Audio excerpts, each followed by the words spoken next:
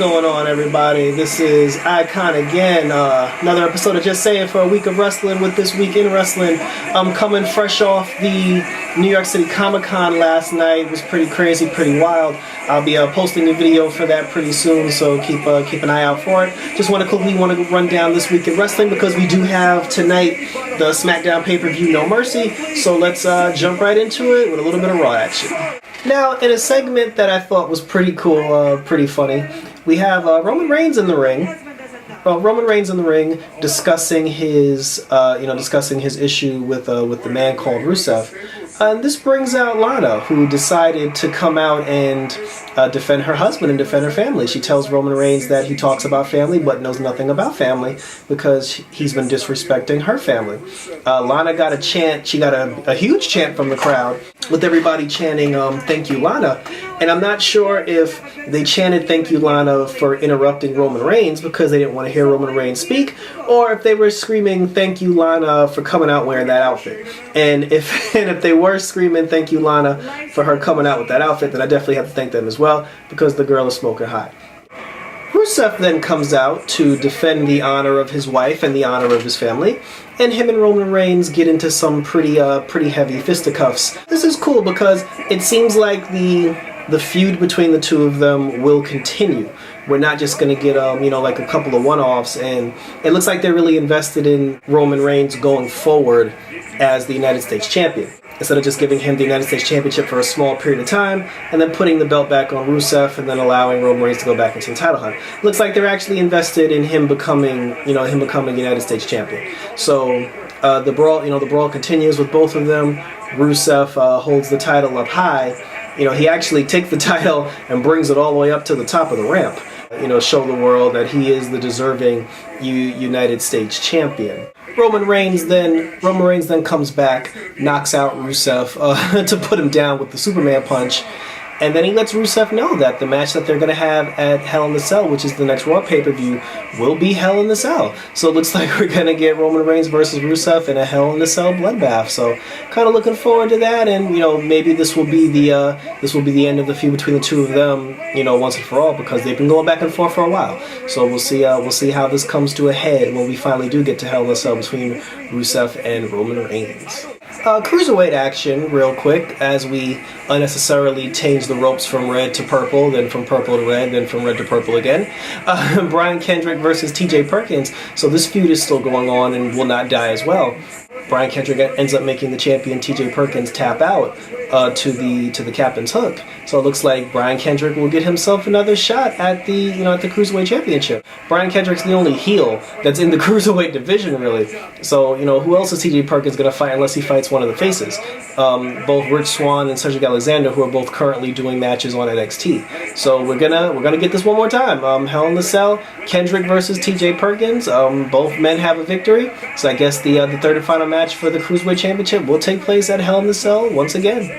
Braun Strowman wins another squash match and actually tells Mick Foley if he doesn't give him some real competition, he's basically going to start destroying the building piece by piece. So hopefully now we'll get like an actual competitor to face Braun Strowman. Kevin Owens, WWE Universal Champion Kevin Owens, and Chris Jericho decide that they should become the tag team champions of the world, so Chris Jericho can stay relevant. And then after Owens agrees, that they should go after the tag team championships, the New Day shows up, letting them know that the two of them have no chance in hell of becoming tag team champions, period. Due to this, Chris Jericho ends up putting all three members of the New Day on the list, and we end up getting a match out of it. The Golden Truth lost a match to Gallows and Anderson. Titus O'Neil lost a match to Sami Zayn. And we have backstage action with Chris Jericho and Kevin Owens, with Ashton Kutcher and Ashton Kutcher's boy arguing over whose friendship is better than whose. Ashton Kutcher and his boy, I forget the guy's name, the two of them said that they're going to be ringside for the match that Jericho will have with the New Day. And it looks like we got ourselves a little celebrity involvement here, so we'll take things out to the ring for that. During the tag match, Seth Rollins shows up, gets in Jericho's business, Jericho and Kevin Owens' business, because he still has beef with the heavyweight champion. Thanks to the interference by Seth Rollins, Biggie Langston is able to get Chris Jericho up. for the Midnight Hour. And in this match, it was cool. They actually had Xavier Woods be the tag team partner for Big E, and the two of them pick up the victory. Maybe because last week Kofi had caught the shot to the face and had to get the stitches. Maybe because of that, they decided to keep to keep Kofi out for a little bit and have Xavier Woods do something, or they were just like, hey, it's time for Woods to start earning his pay. So, victory by the New Day. They defeat the WWE champion and his best friend Chris Jericho, which leads to hugs all around. Seth Rollins still getting in the mix, and Seth Rollins is heading for Hell in the Cell, looking to get that championship rematch opportunity against the WWE Universal Champion Kevin Owens. Cruiserweight action now. We have Rich Swann versus Tony Nese, and a little one-on-one action here. Tony Nese, one of the new stars that was added to the Cruiserweight roster. Very athletic person, and he picks up athletic with strength. I do have to say he has a good combination of both athleticism and strength. And Tony Nese does pick up the win against a crowd favorite, Rich Swann. It looks like Tony Nese could actually be a potential heel. Maybe when Brian Kendrick is finished challenging for the Cruiserweight title, Tony Nese could step into that role. Eventually, I definitely want to see a TJ Perkins, Rich Swann, or a TJ Perkins, Cedric Alexander match, but that obviously will be face versus face. But, the Cruiserweight division is actually lacking some really serious heels, and again, maybe Tony Nese could be that guy. He picks up a victory here, and we'll see where his career is going forward. Cesaro and Sheamus win a jobber tag team match, and then it brings us to the back, where Charlotte, on her way to ringside, ends up walking into Bayley, who she called Dora the Explorer. After Charlotte talked her trash and walked away, Dana Brooke decided to continue by getting up in Bayley's face, which Bayley didn't take too kindly to. Bayley ends up taking out Dana Brooke. So to answer the question of will Sasha get a legit one-on-one championship match, the answer is yes. Bayley doing Sasha a favor, keeping Dana Brooke in the back. Charlotte's all alone, and now we get the WWE Women's Champion Charlotte versus the boss Sasha Banks. The two ladies once again put on an awesome match that the two of them are known for doing. This was the main event for Monday Night Raw. The main event is a women's championship match, and a lot of people make a big deal out of it because, like, oh, it's the women are main eventing Raw. But to be honest, regardless if you're a woman, if you're a male, if you're a tag team or cruiserweight, if you're gonna have a championship match on Raw, it should be the main event, especially if it's the only title match. And with the bank statement that Sasha put on, Charlotte tried to reverse it like she did SummerSlam, but it didn't work. And Charlotte had no choice. Charlotte definitely had no choice. She had to tap out to the boss. And WWE makes up for the mistake they made at SummerSlam by putting the belt back on Sasha Banks, and she gets to roll into Boston at Hell in the Cell to defend the women's title. The rumor has it that the match for the two of them at Hell in the Cell will be a Hell in the Cell match. And if that is the case, and if we do get a women's Hell in the Cell championship match, hell, I'm all for that too. Let them go at it. Let them continue to brawl. Let them continue to go. I actually hope that when the match is over, Nia Jax shows up and tries to insert herself into the mix. But congratulations to Sasha Banks, who's once again the boss of the women's division on Raw. And, good match by both women, good main event match by both women. The crowd loved it, I loved it. And I gotta say that because of this match, for this particular match alone, as good as this match was, I gotta give Raw a solid 8. It was a good show. It definitely had its down moments. Certain things I sped through because they just didn't really add anything or weren't really important. But it was a solid 8 show, and it ended on a good note. So congratulations to Sasha Banks, and we're moving right along to some SmackDown action. The A show kicked off with a match between Bray Wyatt and Kane. A little rematch from the Backlash pay-per-view. And during the match, Randy Orton appeared, apparently just hanging around. Pretty much tells Bray Wyatt that he's waiting for him, and for him to come find him if he wants to get him a piece. As they head into their matchup at No Mercy.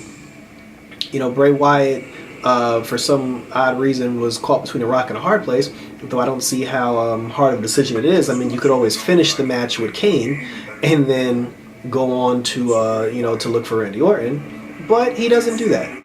Bray Wyatt ends up choosing to handle his business with Randy Orton, and he decides to get himself counted out of the opening match, choosing to go after Randy Orton and see if he can find him to basically settle their differences once and for all. This is completely opposite of Bray's attitude last week, considering that he ran from Orton when Orton found him.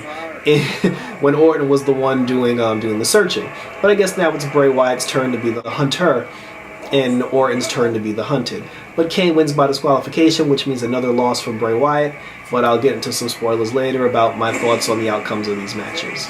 They have Nikki Bella versus Alexa Bliss, which is basically the crisscross matchup for the two women's matches that we have coming up at the No Mercy pay-per-view.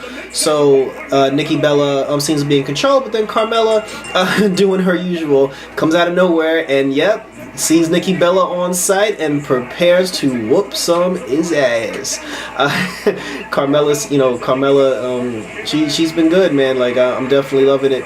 This causes, Becky Lynch, obviously, no surprise there. Becky Lynch comes out for the save. We have a little altercation here with Becky getting involved, and then Daniel Bryan ends up making this into a tag team match between Alexa Bliss and Carmella teaming up to go up against Becky Lynch and Nikki Bella. This once again turns into a situation where Nikki Bella and Carmella, not focused on, the match at hand, not giving a crap about wins or losses. The two of them pretty much just going at it. Carmella ends up catching Becky Lynch with the super kick, but then Nikki comes back to finally get some revenge, and then Nikki ends up chasing Carmella out of the way, which leaves Alexa Bliss in perfect position to capitalize with the Twisted Bliss, and she puts Becky Lynch down for the count.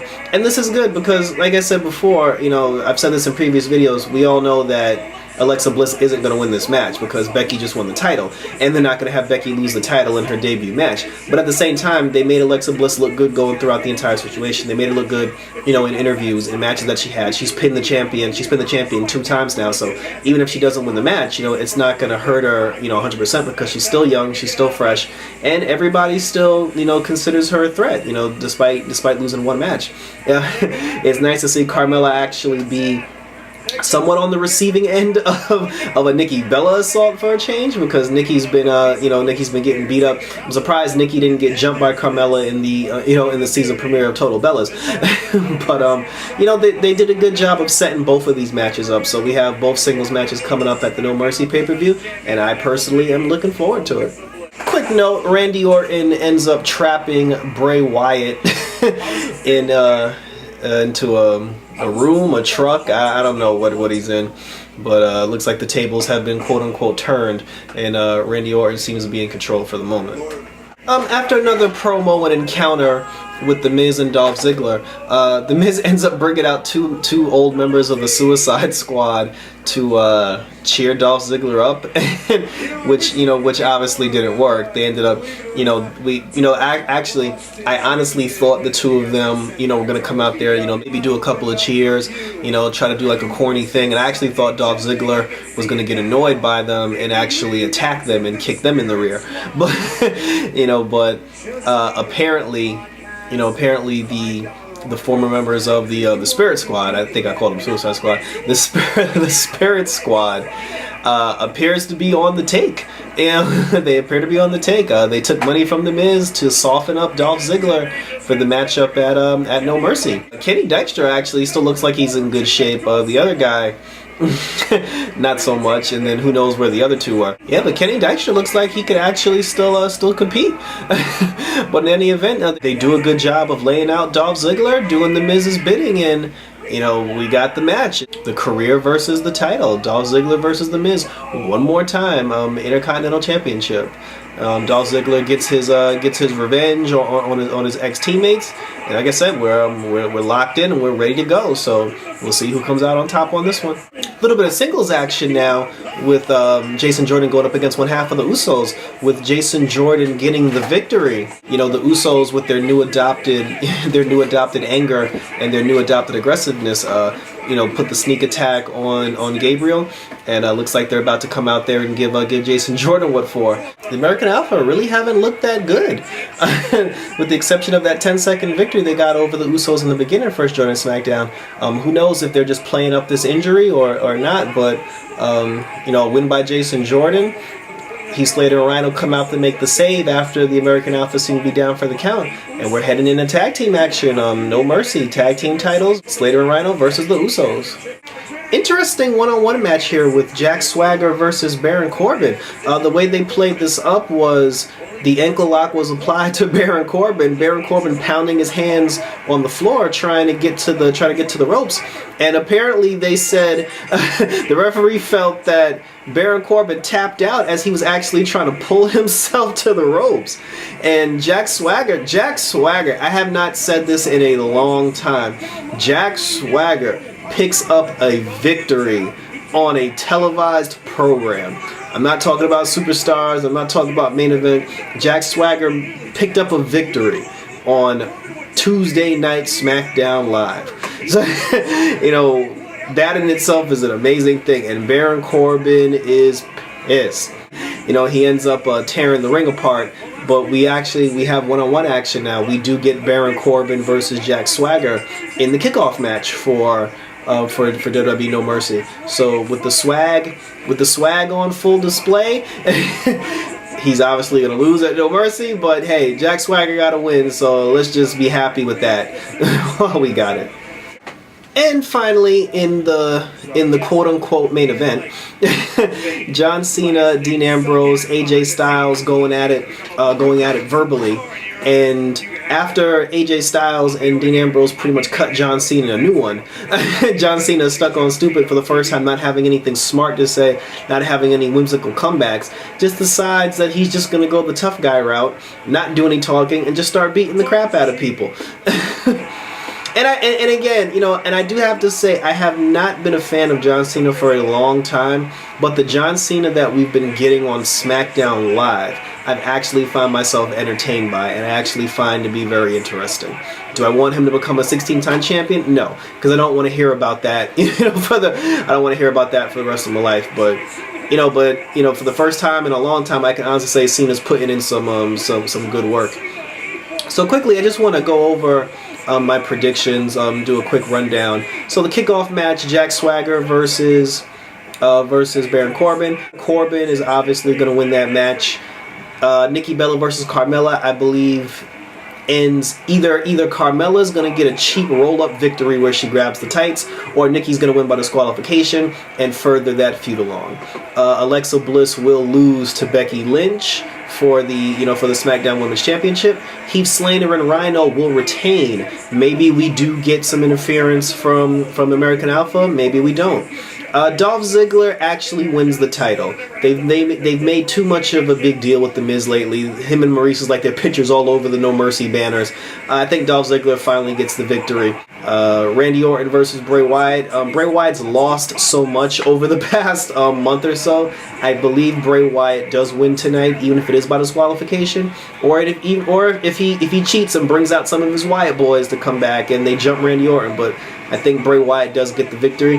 AJ Styles will retain the WWE World Heavyweight Championship and will continue to be the face that runs the place and the man that runs the camp. So, solid 8 for SmackDown. Good show for SmackDown. Looking forward to the No Mercy pay-per-view.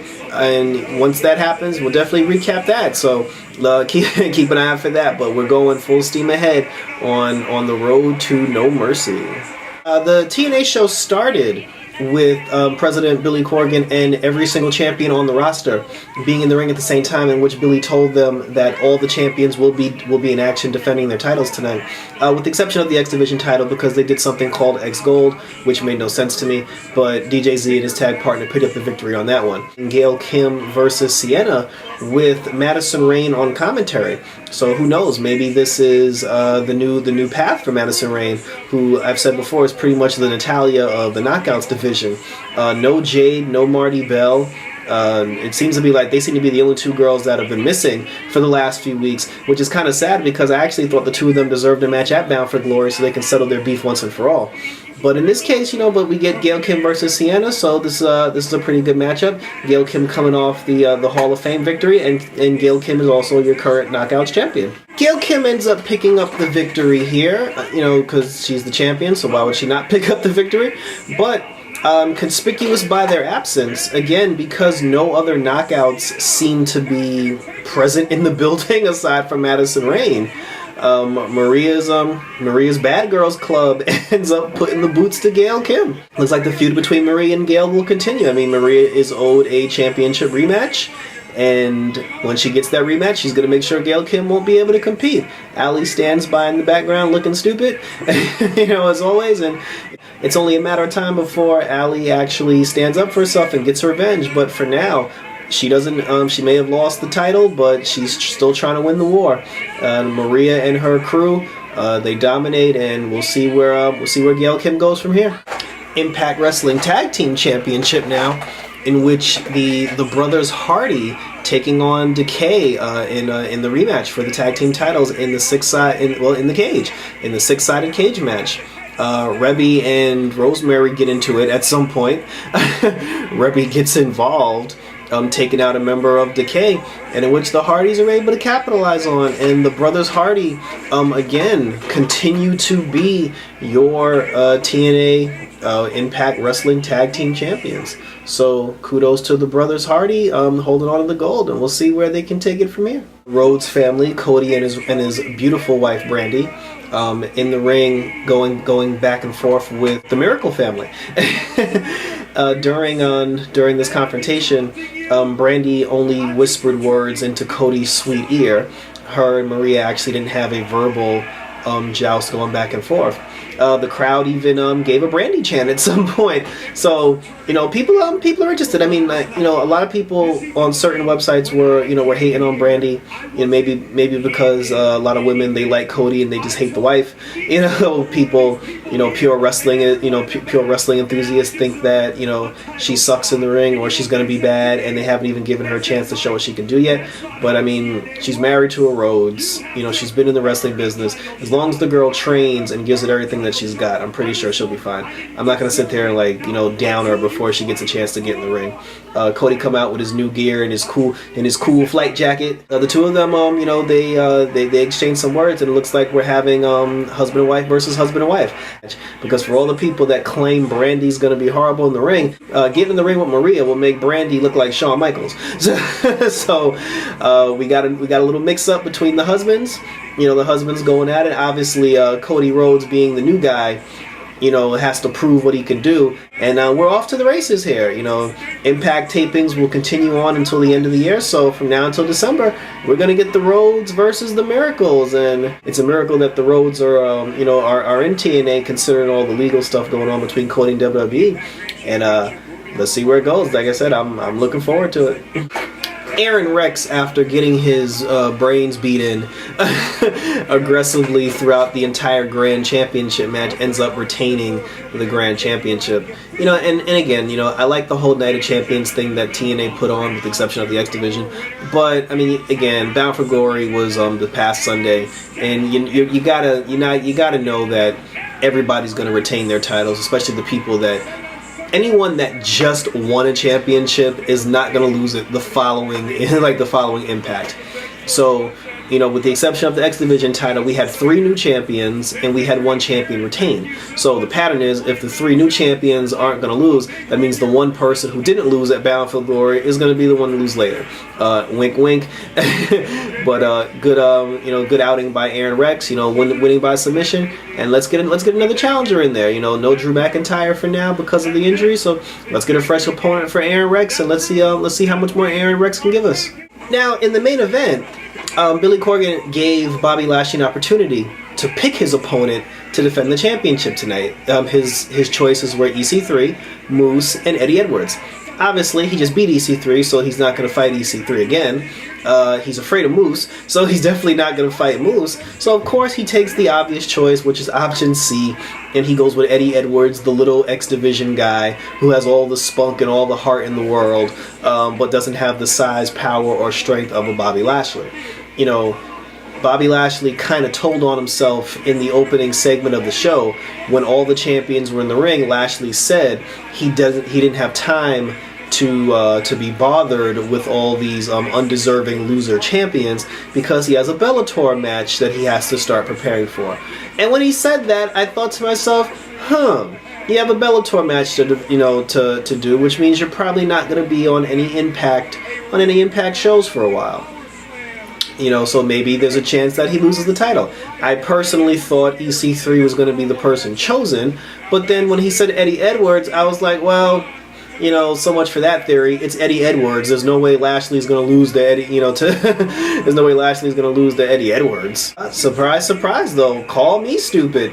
Eddie Edwards off the Shining Wizard gets the victory and pins Bobby Lashley.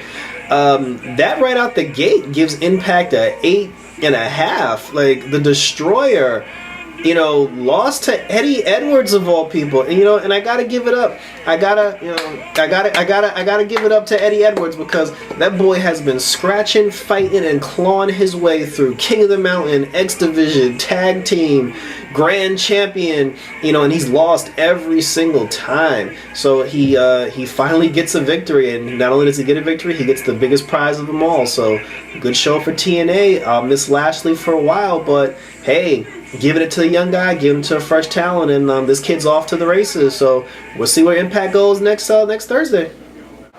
Time for some Lucha Underground, and the show kicks off with some women's action, which is never a bad thing. We got Mariposa versus Ivelisse, and a good 15-minute match by both girls, in which Ivelisse ends up getting the victory. Gotta give it up to her, because you don't see too many victories for Ivelisse, for Ivelisse as of late. So I was hoping for a little Katrina action, but I didn't get that. Instead I got Chubby the Moth putting the boots to Ivelisse, in the middle of the ring. So I guess we'll accept that for now. But the match, I guess, that everyone's looking forward. Well, shoot, I know I'm looking forward to it.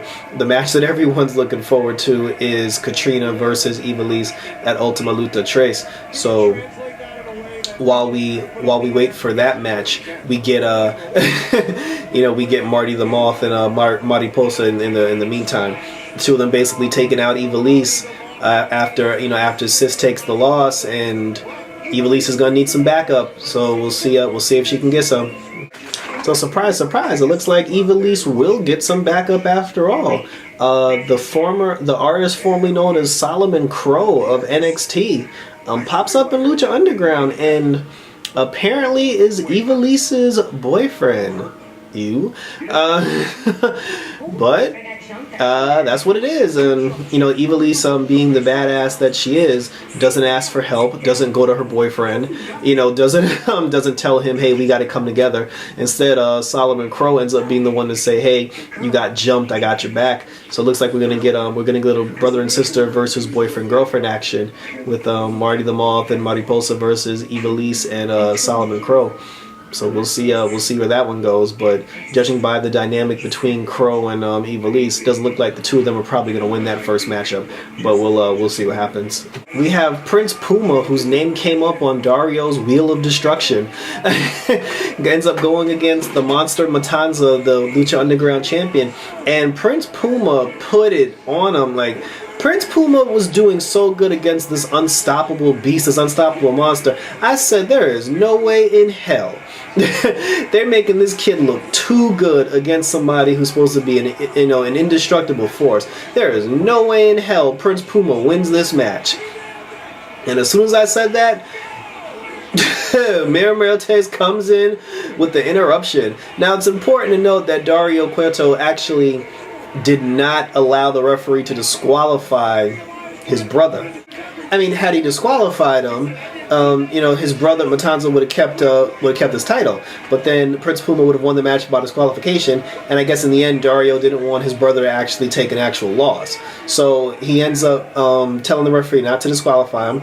They restart the match, and they end up having no disqualification match going forward.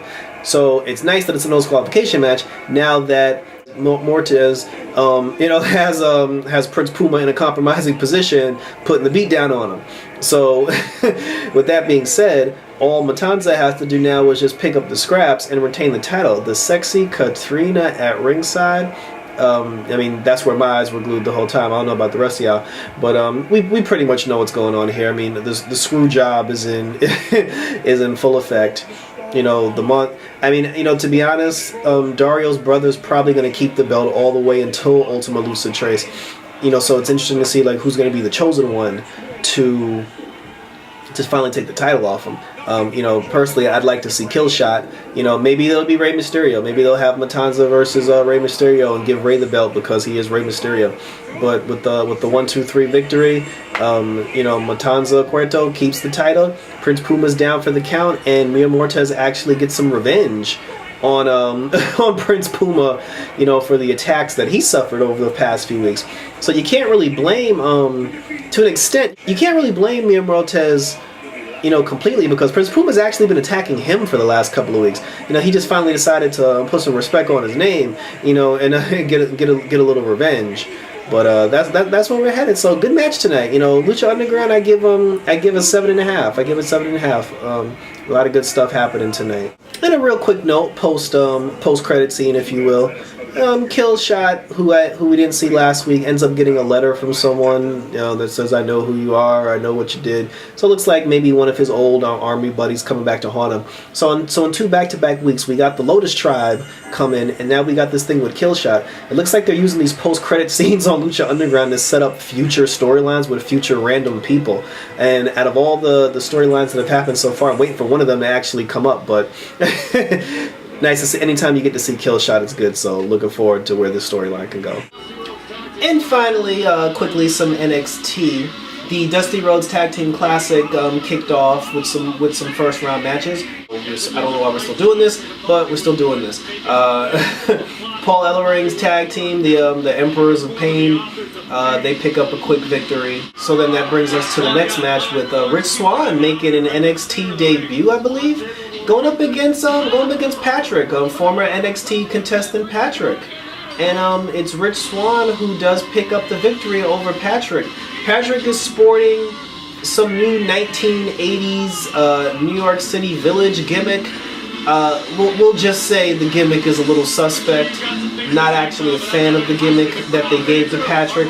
I mean, it's kind of an improvement over that red, white, and blue thing they were trying to do with them, but I'm still not, I don't know. They'll get it right with Patrick sooner or later, but good outing by Rich Swann. You know, Rich Swann picks up a victory. He's got the crowd behind him. He's got the crowd chanting his theme music, to be honest. So let's keep an eye out for Rich Swann going forward, and let's hope that Cedric Alexander does not. Let's hope that Cedric Alexander and Rich Swann do not end up in a tag team together, because I don't think anybody wants to see that. Keep these guys as singles competitors. Some NXT women's action now. We got Peyton Royce with her new best friend Billie Kay. These two look like sisters to me. If it wasn't for the fact that one of them was wearing green with purple hair and the other one wears blue, I would swear this was the same person every time they came out. She ends up, despite Liv, the two of them teaming up and making fun of Liv Morgan for getting destroyed by Asuka in last week's match. You know, Liv Morgan actually didn't face them tonight. Maybe her shoulder's still hurt. We don't know. But Joyce tonight, Peyton Royce, I keep calling her Joyce. Peyton Royce ends up facing a newcomer, a new beautiful comer. And I gotta stop for a second and say, hey, who is this lady right here? Danielle Carmella, Carmella. They gotta change her last name because it's Camella. It's Camella. It's not Carmella, but it's too close. It's too close to Carmella. People are gonna make that. The girl's fine. I ain't gonna lie. They said she's a former Phoenix Suns dancer. She's from this. The girl's fine. You know, she's new. She's a rookie. Her moves were good. They could have been a little bit better, but she's new. So you're on NXT. This is the chance you get to polish. The girl needs to change her name though. She definitely needs to change her name. But I definitely like what I'm seeing so far. So not complaining about that at all. Peyton Royce, being the veteran in this scenario, using the perfect plex, ends up putting down Miss Camella. And Peyton Royce is your winner. But I want to see more Camella. I want to see a name change. I want to see some improvement. I want to see an actual finisher because the girl is hot. So let's keep her on television. But good outing by Peyton Royce. My guess is Peyton Royce and Billie Kay will probably end up fighting this girl and Liv Morgan at some point in a tag team match. The Glorious 10 ends up doing a backstage interview in which Bobby Roode completely took over the interview. and I don't see this tandem lasting very long. But with that being said, I bet you these two end up winning the Dusty Rhodes Classic and then end up having a feud against each other, calling it now. Samoa Joe ruins the debut of a man who is built like a freaking brick wall. Don't know how that... I mean, I don't even know how this guy even let Joe kick his ass like that. But that's neither here nor there. Samoa Joe basically, he either wants the title or he wants Nakamura. And we're still waiting for Regal to give him one of the two. So, Samoa Joe's still on the warpath. We'll see what happens here.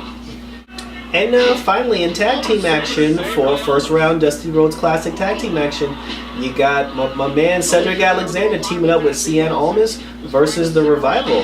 Revival being a really good tag team. These two teaming up for the, Cien Almas and and Cedric Alexander teaming up for the first time. Was no surprise here who's going to win this match. So, with that being said, Cedric Alexander, he put up a good fight. He did what he had to do. He tried. The crowd was behind him. They wanted him to get this victory, but unfortunately, that was not in the cards. And the Revival ends up picking up the victory, which they should, because not only are they the tag team champions, they went up against a makeshift tag team. So you shouldn't lose to two guys that aren't really a tag team. So kudos to the Revival. Love the Revival's work, and we're moving on to the Dusty Rhodes Tag Team Classic. Mr. Almas, towards the end of this, not happy with Cedric Alexander costing him the Dusty Rhodes Classic, decides to take out his frustrations, and he attacks Cedric Alexander. Nobody saw that one coming. So yeah, looks like we're getting more matches with Cien Almas versus Cedric Alexander. So the first match was good. So I'm actually not I don't have a problem with that. I wouldn't mind seeing another match from these two. I mean, I wanted Cedric Alexander to be a singles competitor anyway. I didn't want him sniffing around in the tag team division. So, yeah, kudos. I gave NXT a 7 this week because the Dusty Rhodes Tag Team Classic thing is kind of like falling short for me. I like the new women, so that was always a good sign. Still no Shinsuke Nakamura, so that's bad. But but the shows have been good, so you gotta the matches have been good. The stuff that we've been getting is good, so you definitely gotta give it a 7 at the very least. So that was pretty much it for this week in wrestling. We got the No Mercy pay-per-view coming up. Again, I'll try to post my No Mercy video at the same time I post my Comic-Con video. So keep it live, keep it tuned for that. Just saying, this is this might be a good week. This might be a good week in wrestling. So until then, take care, guys, and I'll see you soon.